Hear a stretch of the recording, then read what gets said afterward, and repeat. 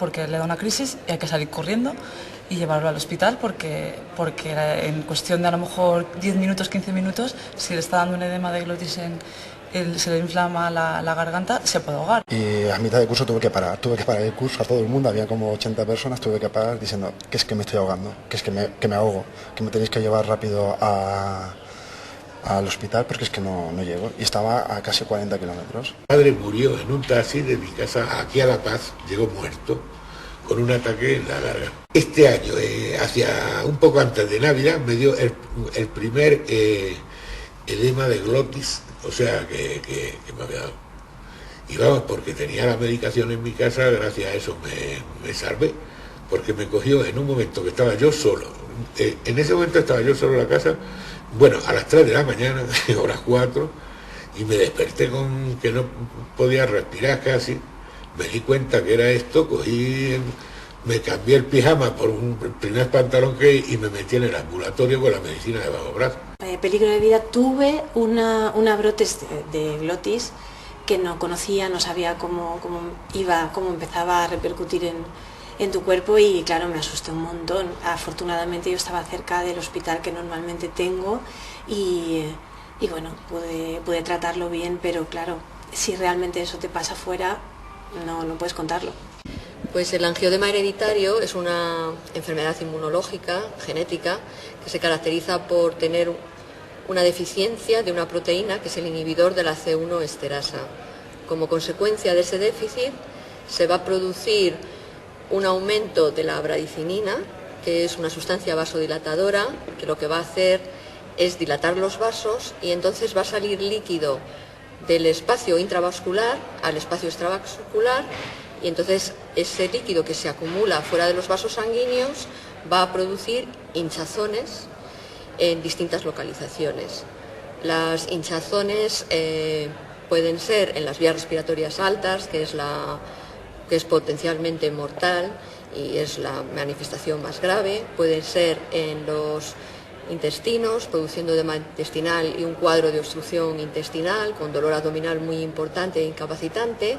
Y luego lo más frecuente es que se produzcan episodios de hinchazón en zonas periféricas, manos, pies, cara, que son, bueno, pues cuando hablamos, por ejemplo, manos o pies, podemos pensar que, bueno, pues no son muy importantes porque el enfermo no se va a morir por un edema de un pie, pero sí puede ser muy incapacitante porque no se va a poder calzar, no va a poder ir a trabajar, o la mano va a tener un edema tan importante que no va a poder coger el bolígrafo, ¿no? Entonces es muy importante la discapacidad que produce esta enfermedad. Y estuve prácticamente 13 días en el hospital, porque la inflamación fue exagerada, es decir, desaparecieron los ojos, la nariz solo se me veían los agujeros de los orificios, la boca, todo. Pusieron un cacharro de estos de corregir un diente para que no se le torciera nada, pues lo que es. Y nada más que fue ponerle eso y al día siguiente amaneció con la cara, con la cara como no. De hecho yo de mis 3 hijas, 2 de ellas las he visto caerse varias veces en redondo al suelo con un código.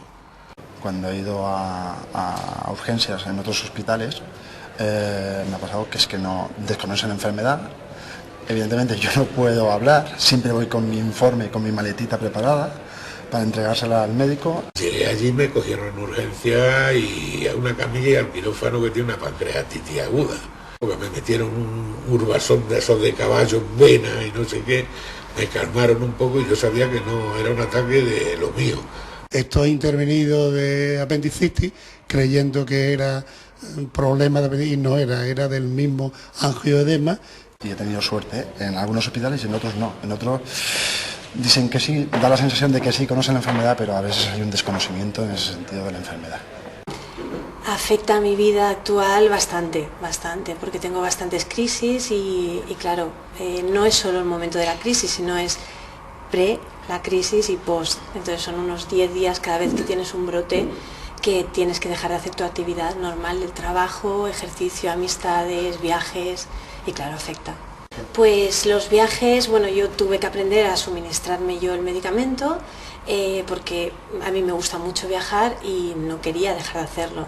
Entonces, pero claro, tengo que planificar, tener las dosis suficientes según el tipo de viaje, comprar una nevera que me posibilite llevar fría con la temperatura que corresponde al medicamento, y bueno, luego aparte si no consigo frío para el medicamento no puedo avanzar en mi viaje. O sea, ante todo va el medicamento y después voy yo.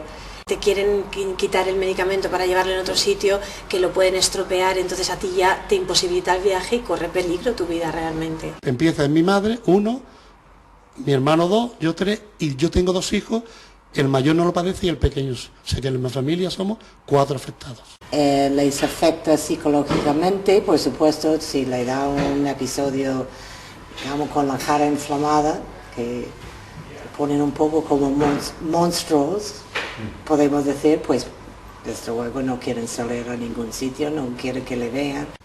Sí, existen factores desencadenantes de las crisis, fundamentalmente los traumatismos, también las situaciones de estrés. Por ejemplo, se está viendo ahora con la crisis que hay gente que se queda sin trabajo y tenían una enfermedad muy controlada, incluso algunos sin medicación, y que de repente empiezan a aparecer crisis muy frecuentes.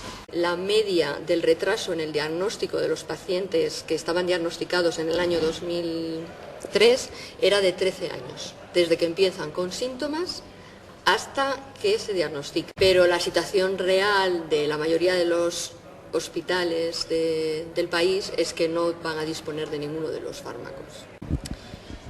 La prevalencia de la enfermedad se estima que es en torno a 1 de cada 50.000 habitantes. Son pocos los hospitales que tienen estos tratamientos nuevos para los pacientes, y eso sí es una de las demandas de la asociación, que los tratamientos que existen, que se aprueben, que estén disponibles. Con acceso a esos medicamentos, los pacientes pues realmente viven mejor, pierden menos días de trabajo, de estudios, y sus costes médicos son menores.